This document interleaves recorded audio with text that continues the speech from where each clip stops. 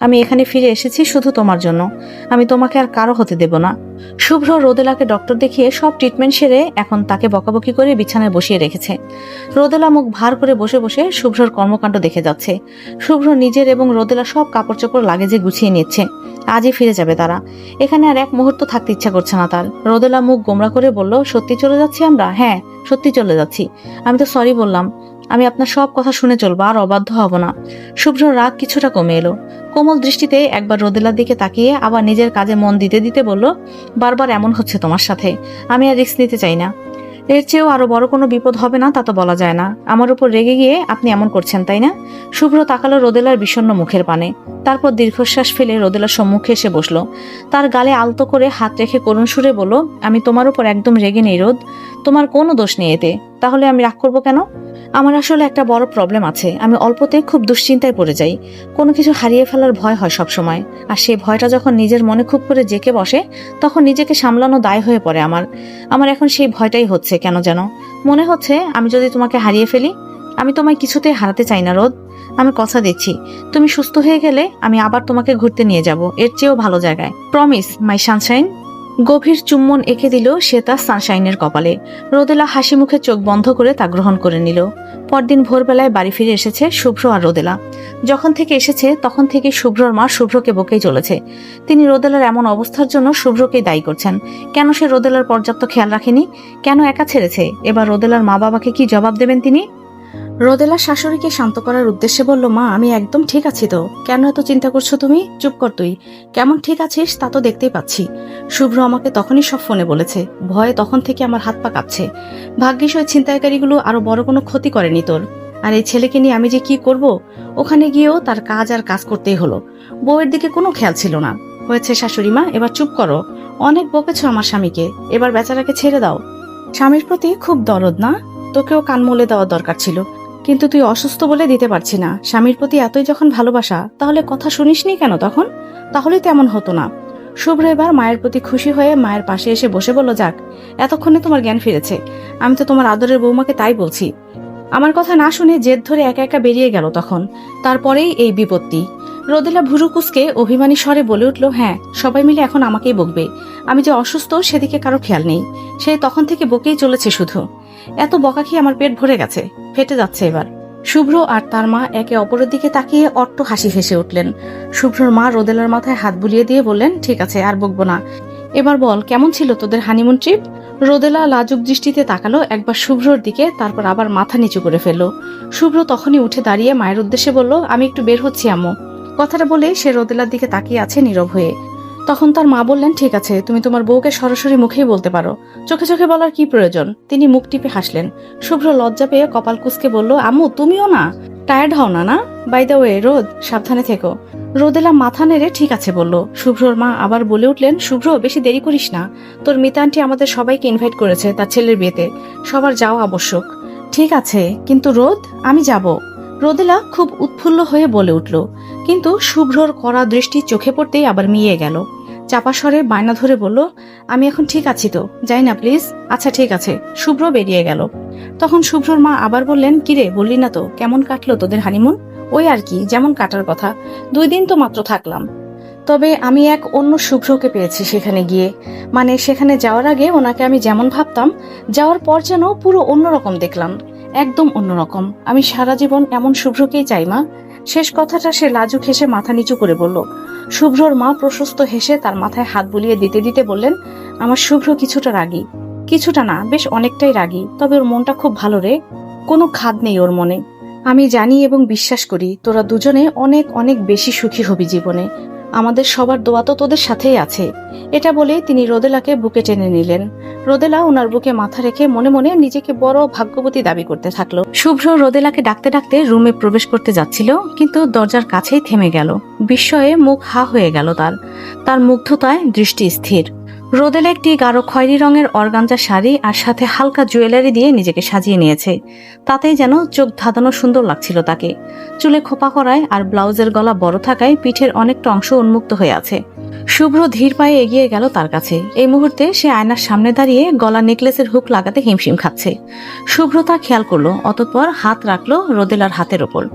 রোদেলা চমকে গেল, সে খেয়ালই করেনি কখন শুভ্র এসেছে। শুভ্র তার হাত সরিয়ে নিজেই ধীরে ধীরে নেকলেসের হুকটা লাগিয়ে দিল। ঘোর মিশ্রিত চোখে তাকালো সে, আয়নায় রোদেলার মুখ পানে। রোদেলাও তাকিয়ে আছে অপলক ভাবেই। তখনই শুভ্র হুট করে তার পিঠে চুমু খেয়ে বসলো। চোখ বন্ধ করে ফেললো রোদেলা। কাপা কাপা স্বরে বলল, কি করছেন? দরজা খোলা আছে তো, থাকুক। তার আগে তুমি বলো, তুমি এটা কি করলে? আমি আবার কি করলাম? মুখ ঘুরিয়ে ভুরুকুসকে তাকালো সে শুভ্রর দিকে। শুভ্র তার চোখে চোখ রেখে বলল, খোপা করেছো কেন? ব্লাউজের গলাটা অনেক বড়, তাই সবটা পিঠ ভেসে উঠেছে। আমার সামনে আমার বউয়ের দিকে অন্য কেউ বাজে নজর দেবে, সেটা আমি সহ্য করতে পারবো না। কথাটা বলে সাথে সাথে সে রোদেলার খোপা একটানে খুলে ফেললো। আলগা হয়ে গেল তার খোপার বাঁধন, পিঠ জুড়ে ছড়িয়ে পড়ল কেশরাজি।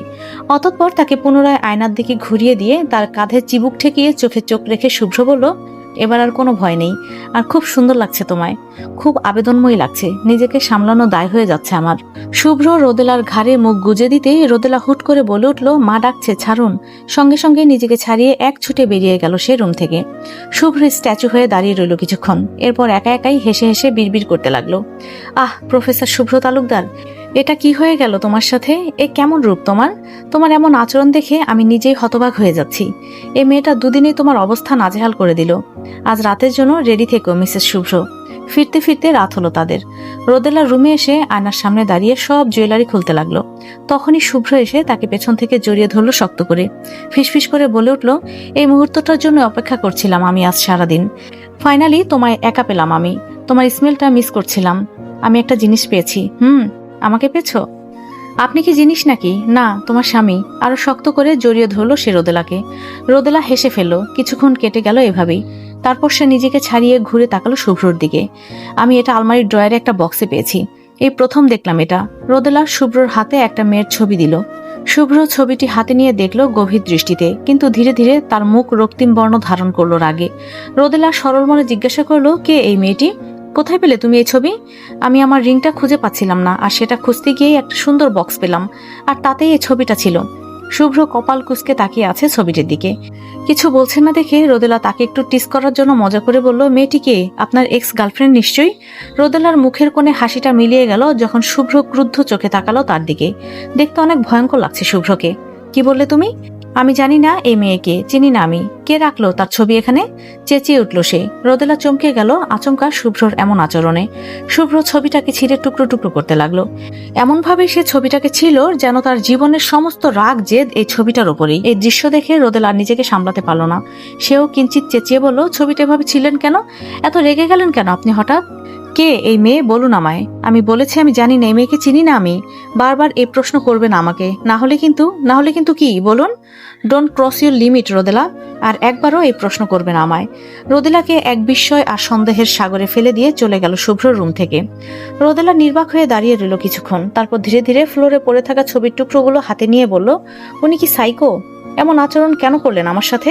আর মিথ্যেই বা কেন বলছেন? ভয় হচ্ছে আমার, কিন্তু আমার আগে জানতে হবে এই মেয়েটিকে। তাকে দেখে উনি এমন রিয়াক্ট কেন করলেন? পরদিন সকালে দুইজন আলাদা আলাদাভাবে চলে গেল ইউনিভার্সিটিতে। কেউ কারোর সাথে কোনো কথা বলেনি। রোদেলা ক্লাসরুমে বসে বন্ধুদের সাথে কথা বলছিল। তখনই শুভ্র প্রবেশ করলে সেখানে আর সবাই চুপ হয়ে নিজেদের আসনে ঠিকঠাক বসে যায়। শুভ্র গম্ভীর মুখ করে লেকচার দিয়ে যাচ্ছে, আর তাকে দেখে রোদেলা মনে মনে ভাবতে লাগলো, উনি কাল রাতে আমার সাথে এত খারাপ ব্যবহার করলেন, আর আজ কি সুন্দর করে ক্লাস নিচ্ছেন। আর মুখটাকে কেমন করে রেখেছে দেখো, একদম মিনা কার্টুনে সেই পাজি দোকানদারটার মতো দেখতে লাগছে। আমার দিকে একবার তাকাচ্ছেও না, যেন আমি তার সাথে কিছু একটা অন্যায় করে ফেলেছি।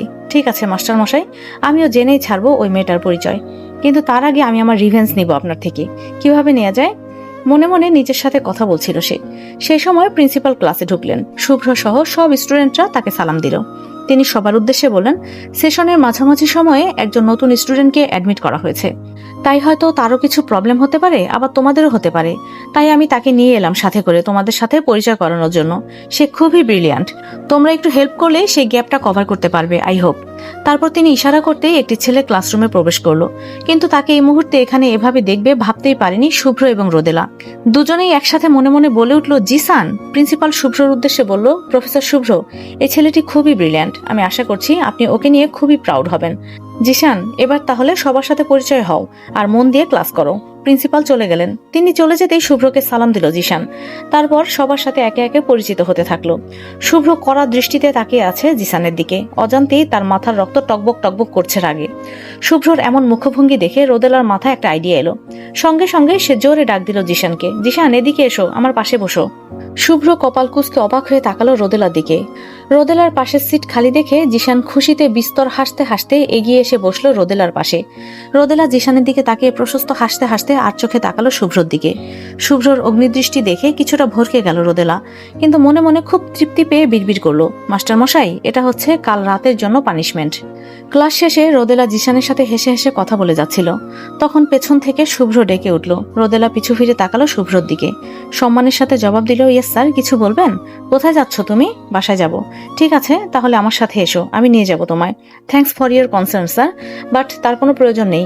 আমি আমার বন্ধু জিশানের সাথে চলে যাব, সে আমাকে ড্রপ করে দিবে।